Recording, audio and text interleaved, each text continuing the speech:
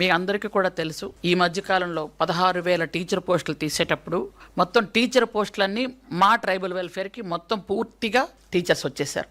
అక్కడ పనిచేస్తున్నటువంటి out sourcing లో అలాగే కాంట్రాక్ట్ బేస్ మీద పనిచేసిన 1,100 మందిని కూడా మేము తీయలేదు. వాళ్ళని కూడా ఇంకా కొన్నిట్లో అడ్జస్ట్ చేసుకుంటూ, కొంతమంది టీచర్లుగా, కొంతమంది అక్కడ ఉన్నటువంటి జూనియర్ అసిస్టెంట్, సీనియర్ అసిస్టెంట్లుగా, అక్కడ పీఈటీలుగా లేదా పీడీలుగా ఇలా అడ్జస్ట్ చేసుకుంటూ అందరినీ కూడా ఎవరిని ఇబ్బంది పెట్టకుండా ఉంచినటువంటి ఒక మంచి మనస్తత్వంతో ముఖ్యమంత్రి గారు మా డిపార్ట్మెంట్లో ఉంచడం కూడా జరిగింది.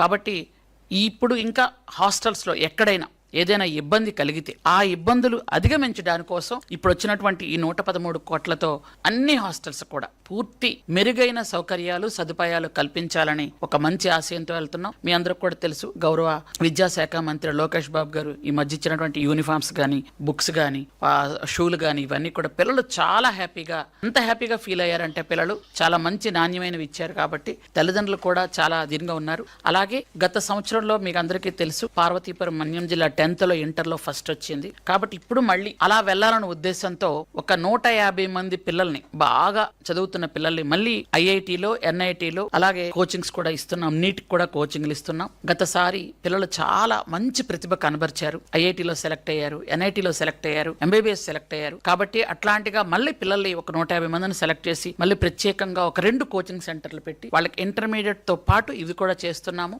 దానికి పార్వతీపురం అలాగే సీతంపేట 2 పెట్టాం. ఇంకోటి వైజాగ్ కూడా పెట్టాలన్న ఆలోచనలో ఉండి ముందుకు వెళ్తున్నాం. కాబట్టి ఇవన్నీ కూడా చేసుకుంటూ మా శాఖ తరపు నుంచి ఏ ఇబ్బందులు లేకుండా పిల్లలందరూ చదువుకోవాలి. ఎందుకంటే గత 5 సంవత్సరాలు పిల్లలు ఇబ్బంది పడ్డారు. ఆ ఇబ్బందులు ఇప్పుడు పడకూడదు. పిల్లలందరికీ కూడా తల్లికి వందనం కార్యక్రమం వస్తుంది. ఇప్పుడు పిల్లలందరికీ కూడా కాస్మెటిక్స్ ఏవైతే అవన్నీ కూడా డైరెక్ట్ గా హాస్టల్స్ తీసుకెళ్ళిస్తున్నాం. కాస్మెటిక్స్ ఇంతకు పూర్వంలా కాదు. పౌష్టికాహారం కూడా చాలా నాణ్యమైన పౌష్టికాహారం పెడుతున్నాం. ఇంతకు పూర్వంలా కాదు, మీ అందరికి కూడా తెలుసు. ఇంతకు పూర్వం ఏంటంటే టీచర్లు బాక్సులు తెచ్చుకుంటేవారు. టీచర్లు కానీ, వార్డెన్లు కానీ, ఎవరు స్టాఫ్ ఎవరు బాక్సులు తెచ్చుకోవట్లేదు. అందరూ సన్న బియ్యంతో చక్కగా భోజనం చేస్తున్నారు. మధ్యాహ్నం పౌష్టికాహారం తింటున్నారు. ఆ విధంగా మేము ముందుకెళ్తున్నాం.